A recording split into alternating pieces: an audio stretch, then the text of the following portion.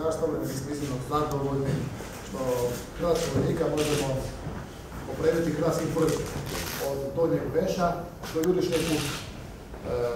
To znači da i vi, proizvođači bolje opreme u Hrvatskoj, možete napraviti dobar proizvod koji je u standardu NATO.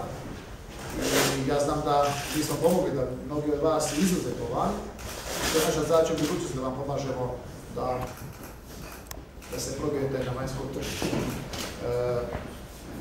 Što smo mi još napravili za vas? Potpisali smo okvirni sporazum na 7 godina, što zakon dozvoljava, i u 7-godišnjem razdoblju naša je zadaća i obveza ministarstva obrane da vam pomognemo u vašoj borbi za, rekao bih, preživljavanje, za opstanak što se tiče vojne proizvodnje i vojnog opremanja.